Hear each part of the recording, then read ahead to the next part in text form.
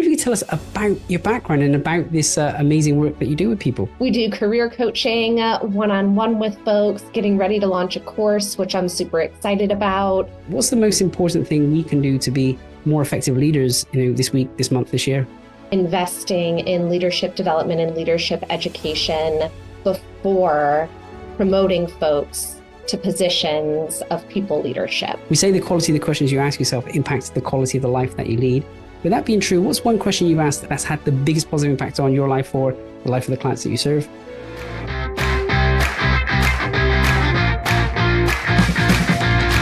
Welcome to Leading to Profit. I'm your host, Kevin Bees, and I've dedicated my career to empowering business leaders like you with the leadership skills, performance psychology they need to build thriving businesses. Are you ready for immediately actionable strategies from world-class profit leaders? Let's dive in. This is Leading to Profit.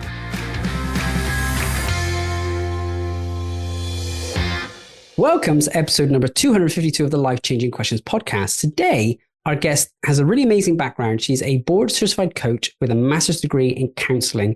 Her name is Katie O'Malley, and she's a career coach and workplace strategist with 15 years of professional experience serving the nonprofit, corporate, and educational sectors. Since 2018, Katie has worked alongside more than 200 clients as the CEO and principal coach of Encourage Coaching, founded on a mission to elevate more women, people of color, and LGBTQ folks to the rooms where decisions are made. So Katie, it's so exciting to have you here today. Welcome. Kevin, oh my gosh, I have been so excited for our conversation, and I cannot believe this is episode 252. Good on you. This is exciting, and 52 is my brother's lucky number. Let him know he should definitely hear this episode. It's going to be a very, very powerful one. And I'm very blessed that we're at 252 episodes. I've been in good fortune to meet some amazing people. And I'm so excited to jump into what you do, because I know I didn't fully share everything in your bio there. You've held leadership positions and help, be a course instructor to MBA students, it's some pretty prestigious universities as well. So I'm very excited to hear. I wonder if you could tell us about your background and about this amazing work that you do with people. Yeah, my gosh. I did not get here overnight. And truthfully, Kevin, owning a business, being a coach, that was not something that was ever on my professional radar. I mean, we can go all the way back to when I was a kiddo. There was a moment I wanted to be a stockbroker, and then I saw the Mighty Ducks movie and I wanted to be an NHL player. That same year, Sister Act came out. I thought I might want to be a nun. There were just nothing but possibilities for me. And my family really encouraged me to pursue all avenues and explore all possibilities. And truthfully, that's what I help people do today. My motto, my phrase when I'm working alongside clients is very much, we are humans that happen to work. We are not workers that happen to be human. So let's figure out the life you want to lead and reverse engineer work into that, and stop trying to make it happen the other way around, because it just won't. And so all of the work that I do, to your wonderful introduction of me, really have a focus on elevating women, people of color, LGBTQ folks into the rooms that decisions are made. I'm someone who throughout my career has really been driven by the ideas of altruism and justice, specifically social justice. And I truly believe there's not going to be joy and justice in work for most folks until everyone's represented at the top of an organization. And we do that in a couple different ways. So one, absolutely, we do career coaching one-on-one with folks, getting ready to launch a course, which I'm super excited about. And this is often for people who come to me with the question, whether they are 25 or 55, Katie, help me figure out what I'm going to be when I grow up. Or these are folks who really enjoy what they're doing, but they're in the wrong environment or working with the wrong folks. So that's one segment of what we do. The second is leadership coaching or executive coaching, where it's for people who love where they're at, love what they're doing, and just can't seem to break through to that next level. So working a lot with behavioral skills, emotional skills, behavioral and emotional agility, really working to deepen self-awareness. Because the other thing that I really believe is until we can lead ourselves, we can't lead anybody else. And that requires us knowing our strengths, our values, not being afraid to say our aspirations out loud, even if it's different than what the company, organization, or the leader might want for us. And then finally, we have workplace strategy, which, as I'm sure you can attest to, oftentimes it's not an individual issue. It's not an issue of the employee. It's not an issue of the leader. It's an issue that the environment that these folks are in. That's where we can come in and do some good consulting work, learning and development work, and really create an environment where people feel psychologically safe. That tends to be the thing that's missing. And I know, I see you nodding and smiling, and I know that word gets thrown around, or that phrase gets thrown around so much, but it was Dr. Amy Edmondson out of Harvard in 1999 who really discerned this particular practice. And she says that at its root, at its core, psychological safety is really easy. It's just the absence of interpersonal fear. And wouldn't that be great if we could all show up to work not being afraid of our bosses or our colleagues, and that fear being, is this person going to be consistent, inconsistent, volatile, hostile, kind, compassionate? We need that psychological safety. Yeah. Very important, particularly in organizations that you want to have, innovation and creativity. Because I guess if you have fear that as soon as you say something, it's going to be criticized, you're going to be shut down, you're not going to want to share anything, are you? Absolutely. And this is, my gosh, one of the methodologies actually works to do just that. It's called Lego Serious Play. And it's one of my absolute favorite things to do with clients and teams and intact teams and organizations, because the whole goal of it is to build trust, build collaboration, so you can actually create innovative solutions and build something together instead of in isolation. Tell us more about that. Lego and serious play. That sounds like an oxymoron. I'm not entirely sure those things go very well together. I'd be disappointed if my kids were being serious with their Lego. I want them to have fun. It's the serious and the play. They had to get both of those words in there, right? Yeah. So I got trained up in this methodology last June out in California from one of the master Lego Serious Play facilitators. And I had stumbled upon this because the MBA students that I work with were talking about it. I met another coach who was talking about it. It just kept getting sprinkled in to my, I don't want to say daily experience, but there's an exposure to it. And I was just paying attention. I'm like, I can't ignore this. These are smart, brilliant people who are advocates for this methodology. Let me go learn more.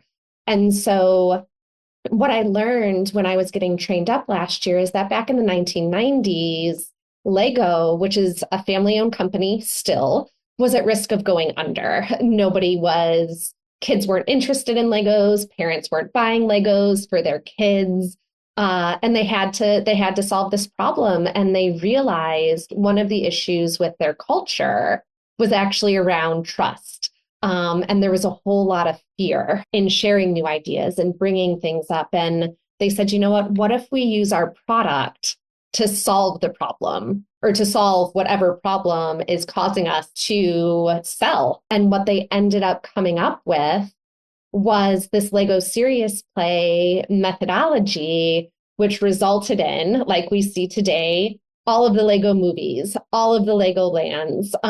They're selling Lego kits for $500 a piece, and lines for people waiting to get, especially, my gosh, the lines for the Star Wars Lego kits, right? And they did all that because what they were able to discern is that people were afraid. Because if we share an idea and someone doesn't like that idea, that means they don't like me. Because we can become so inextricably tied, our identities and our ideas. However, if we're able to build our idea and present our idea and point to every piece of our idea as a model, then essentially we've externalized that idea from ourselves. And if someone doesn't like it, then they don't like this stack of Legos. It's not about me. I have nothing to be afraid of. I can deconstruct it and try again. And this really levels the playing field because the rules are with Lego Serious Play, everybody builds, everybody shares, everybody listens. So whether you are sitting at the table as the CEO and someone who works as an executive assistant or an administrator, the rules are the same for everybody.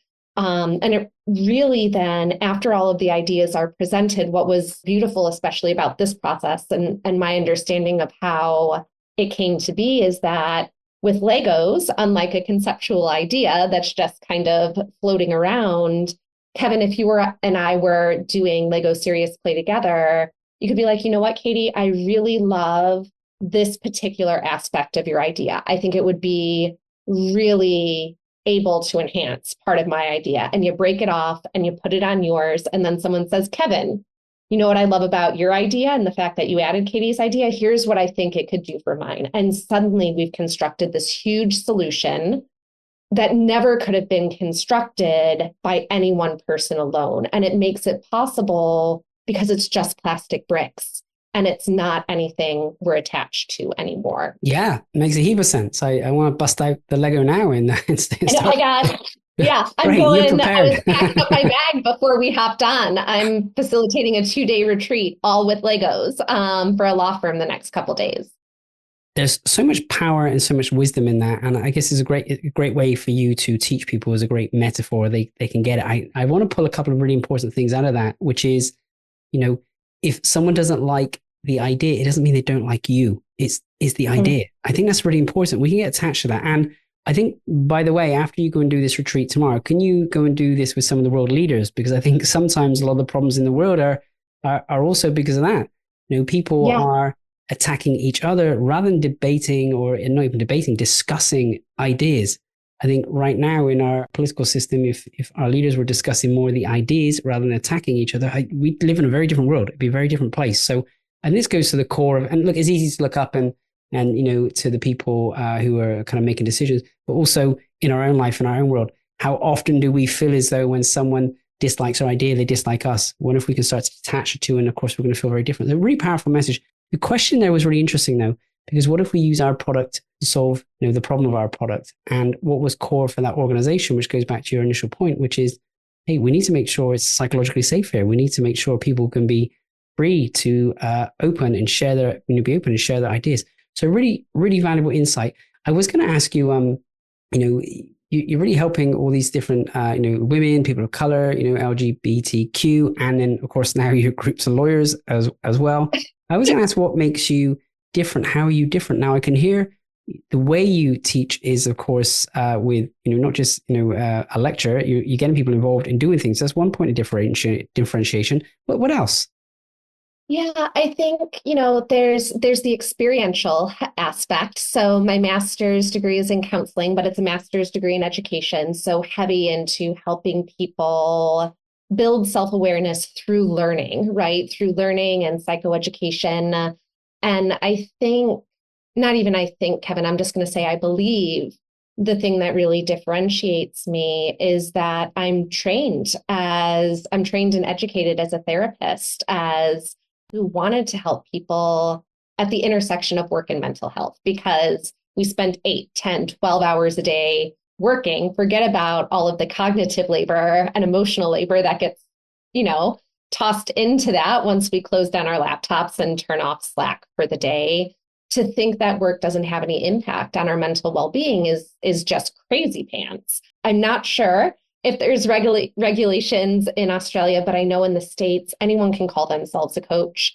And there are a lot of coaches out there who can do a lot of harm and significant damage. And from my perspective, all of the best practices and tools and skills in the field of coaching come from the field of counseling. And I have a master's degree in it.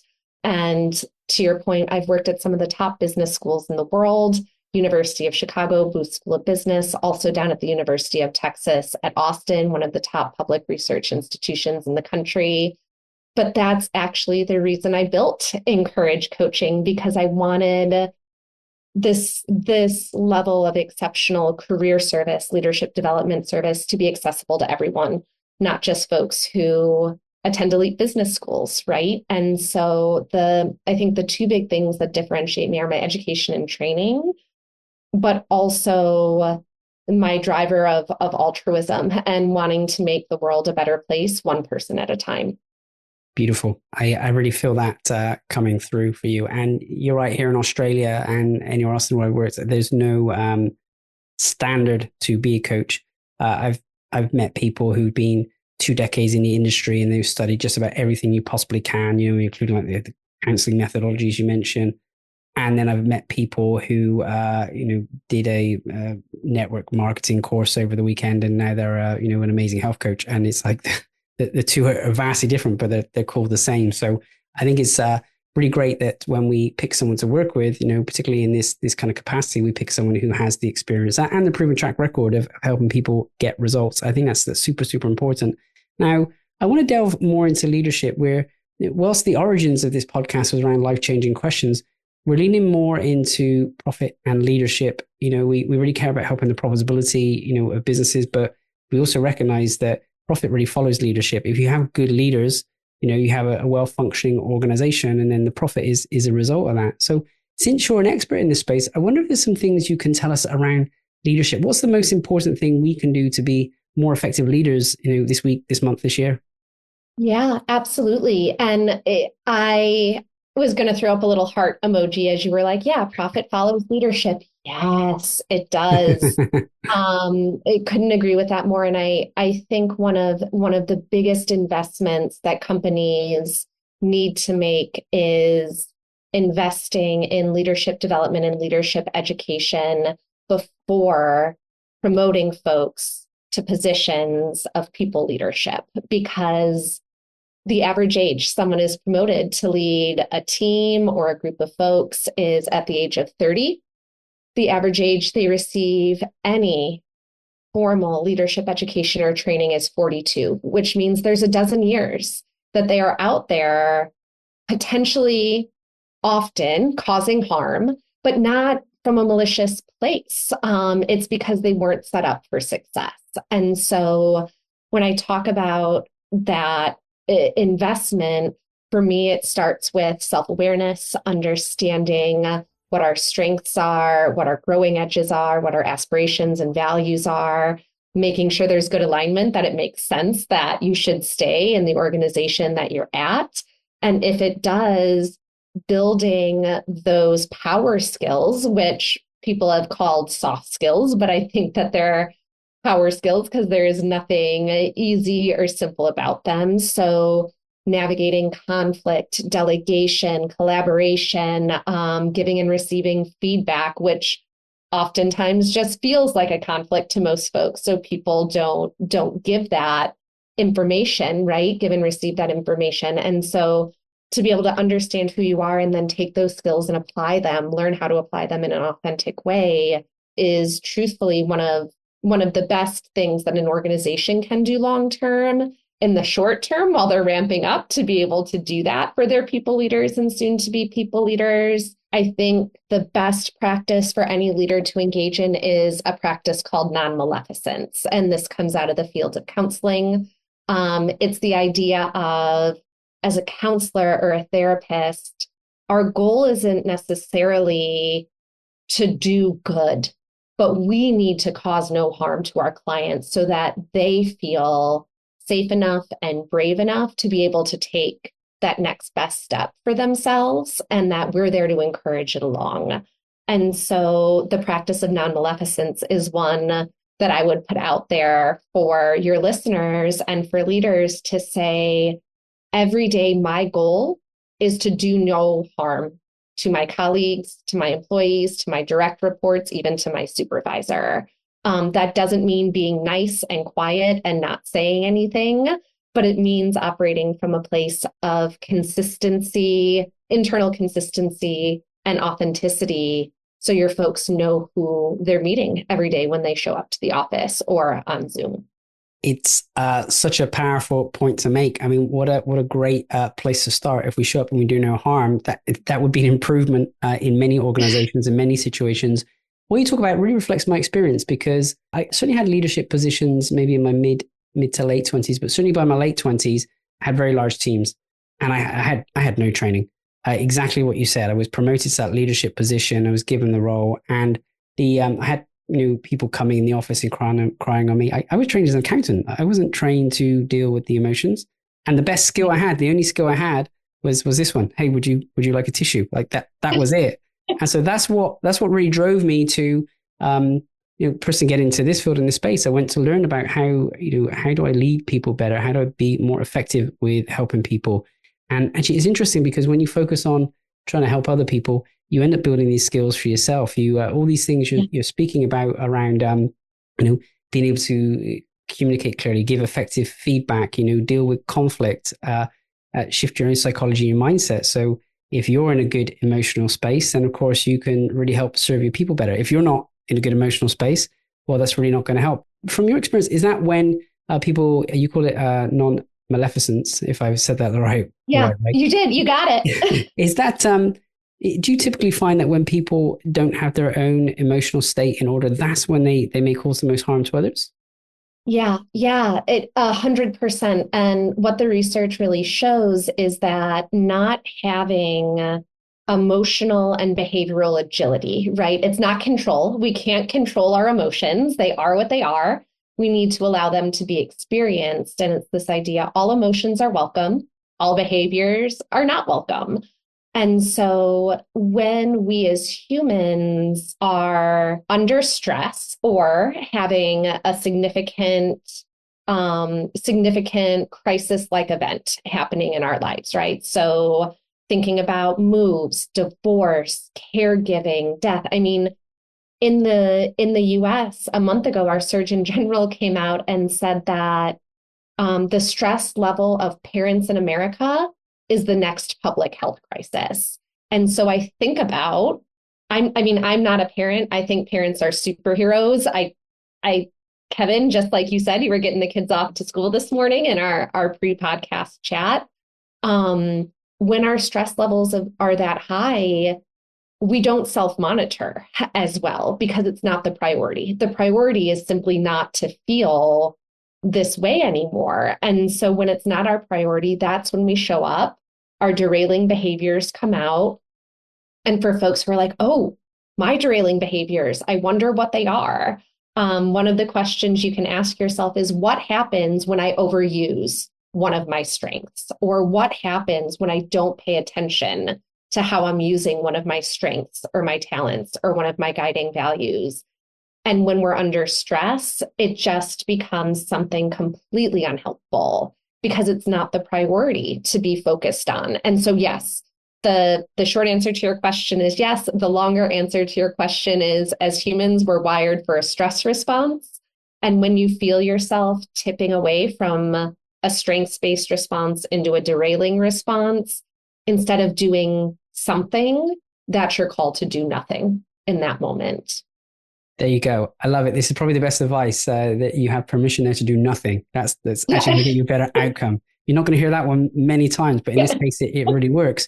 The question there, though, which I just want to make sure we captured, what happens when I overuse one of my strengths? It's a little bit of a weird concept to get your head around because you feel like your strengths, that's your superpower. Like, maybe let's come up with some example of this. If I think of maybe my strengths, I can be very analytical. I can be very determined to get an outcome. So basically, if I'm being too analytical, too determined, pushing things, how's that going to be a negative thing? How's it going to impact people around me? Right. And so this is the question I get from clients. Oh my gosh, how is imagination a bad thing? Yeah. Because that's one of my strengths, imagination, creativity, all of it. And so the example there, and I'm going to come back to the one that you offered up in a sec around being very results driven and analytical. But for me, when my imagination, when I'm overusing it, all of a sudden we are just about to get a project over the goal line. And I'm like, wait, I have another idea that's going to make this even better. Even though we've already invested 6 weeks in getting it to this place, this idea is going to take us back to day one or week 2 of this project, right?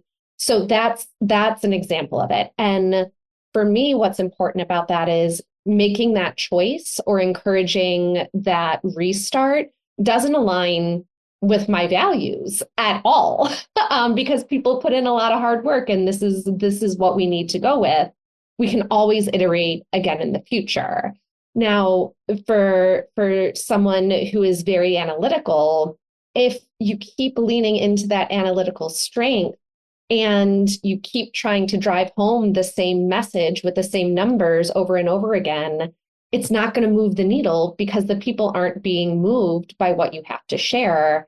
And what you're doing is just causing frustration, making them feel like they're not being seen and heard, just trying to get to a result. And it actually holds up the outcome, because you're not making room for the other possibilities.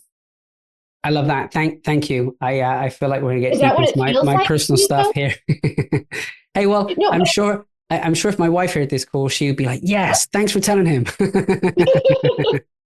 So this leadership stuff, as you're listening, it can improve not just your work relationships, but I guess your personal relationships as well.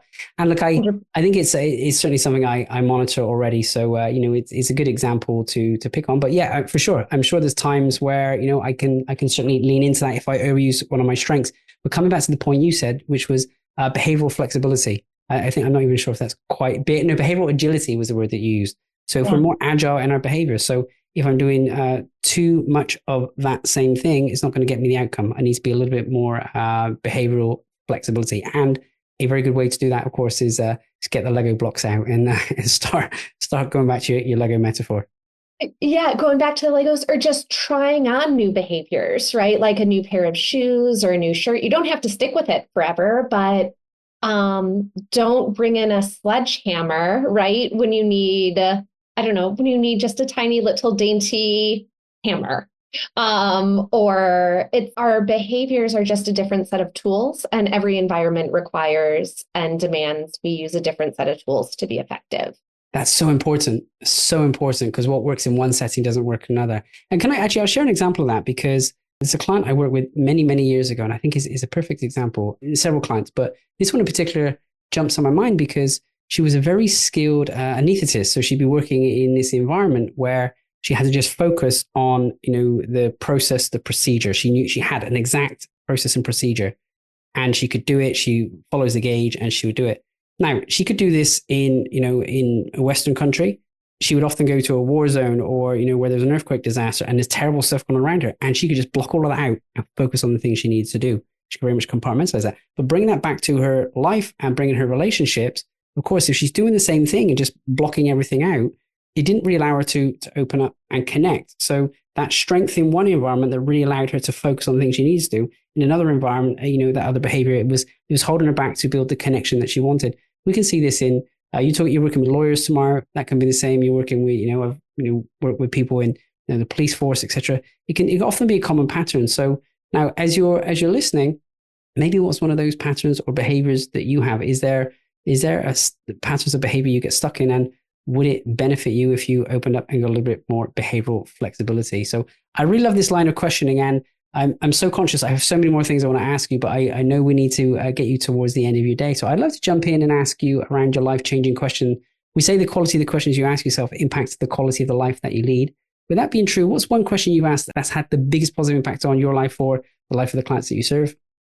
Yeah, for me, as me, Katie, and then also for my clients, the question is, what is the next best step you can take? And it really comes from this idea, or the cliche, Rome wasn't built in a day, right? And if we focus on the overall goal, the overall aspiration, the mountainous number of steps that we need to climb to get there, it's going to feel impossible, intolerable, even distressing. And if we can just focus on the next best step, then we're making progress, right? And we're building up this idea of self-trust and efficacy. And at some point, after continuing to take this series of next best steps, we're going to be able to look back at our starting line and not even see it anymore. And that is what gives people the confidence,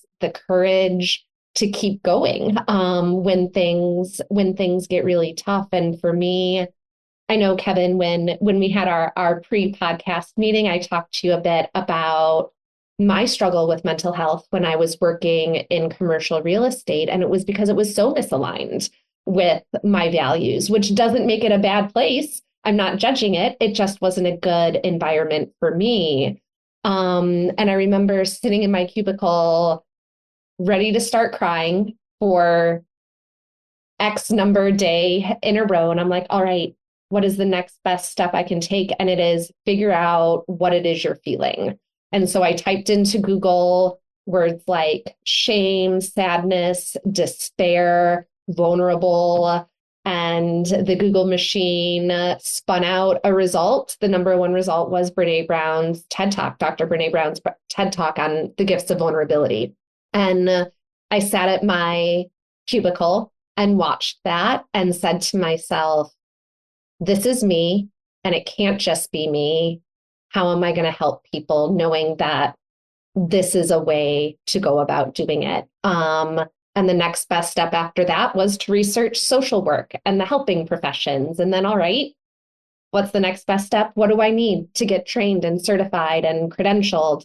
All right, looks like I'm going to graduate school. Let's start looking at, and it was just the next best step. And for folks who are listening who think, I'm too old, it's too late, what difference does it make? I'm going to be 50, I'm going to be 60, I'm going to be 70. You can be 50 with or without that set of learnings, with or without that relationship, with or without that degree. That's up to you. But age or feeling like you've waited too long or that time has run out, that's not ever going to be the case. So much power in everything you said there. So what is the next best step you can take? Always going to help you move forwards. I want to apply your story around it though, because for you, that came from your feeling. You really asked, what am I feeling? And connecting into your feelings and your emotions can be a really good way to guide you. If you're feeling, in your case, what do you say? It was, shame or sadness. Well, that's a clue that the thing that you're doing, it's a previous guest said about, emotions are certainly wanted or unwanted. Shame and sadness, they're a bit unwanted. We don't want those to hang around too long. So, but they're good data points. They're good data points. But and hence your question, what am I feeling? Because if we ask that question, what am I feeling? And we get that data point, I'm feeling sad, I'm feeling shameful, I'm feeling stressed, tired, frustrated, like whatever those emotions are, is a good data point. Like something's not right here. There's something that we could tweak or change to improve that and get more towards those wanted emotions. And, they're good data points too. Am I having those type of emotions, or am I having these unwanted emotions? So now what it led you to, so there's really 3 life-changing questions here, because the first one is, what's the next best step you can take? 2 is checking in, what am I feeling? And then the third one, which you came up with in this case, is, hey, well, I have this problem, other people have this problem. And the question is, how can I help people? So if you get a feeling and you decide, you realize that there's a problem and you can figure it out for yourself and resolve it for yourself, you can resolve it for other people. And I think that's how a lot of businesses are born, because we identify a problem and we can resolve it. Now, that's not everything you said in there that's powerful. I want to pull out one other really important piece in here, which is progress. You can say progress equals happiness. One of my favorite definitions of success actually comes from Earl Nightingale. And he says success is the progressive realization of a worthy ideal. And what I love about that definition in particular is sometimes we can be black and white. I'm a success, I'm a failure, depending on when we get to the endpoint. Now, the endpoint might be 3, 5, 10, 15 years in the future. So we can never feel like a successful person until we get to that point.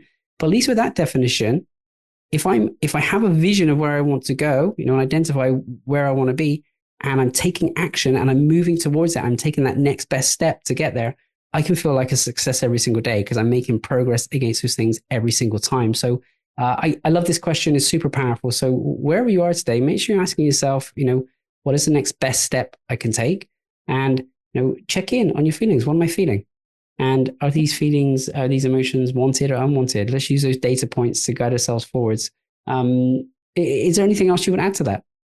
For those of you listening of a certain age, like me, I'm an elder millennial. So really, millennials, Gen X, baby boomers, the silent generation, we didn't get a whole lot of social emotional learning growing up. And so one of the things that we also know is it's very difficult to identify our emotions, sometimes even with those big 5 that we see in Inside Out, right? Joy, anger, sadness, disgust, fear. It can even be hard to pinpoint that, but there's actually within those 5 categories, 86 sub-emotions. And what the research also shows is the more nuanced and granular we can be about picking and identifying and naming and claiming that emotion, the happier we can be overall.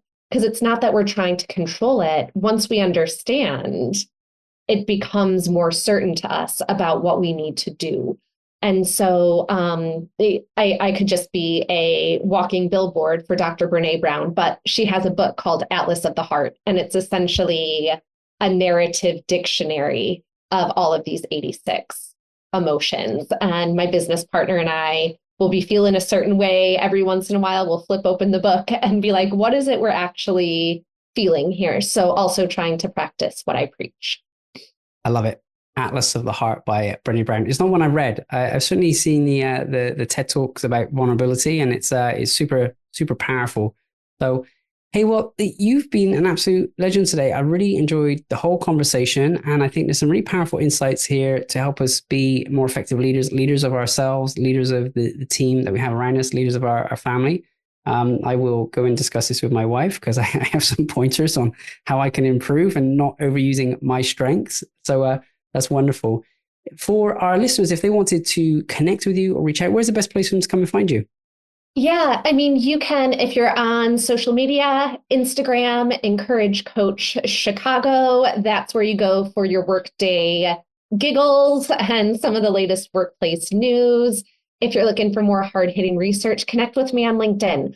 Follow me on LinkedIn. Always happy to have a conversation. It's just /Kate O'Malley. I think I was able to get on LinkedIn as one of the first Katie O'Malleys, and there's a lot of us in the world. So that was really exciting. But then also just visit my website, encouragecoaching.org. You can send a note through there or email me, katie@encouragecoaching.org. There you go. Wherever you are listening, check out the show notes. There's a clickable link in there for you to get connected directly. Thank you so much, Katie. It's been very valuable. Did you have any final messages or insights you'd like to share?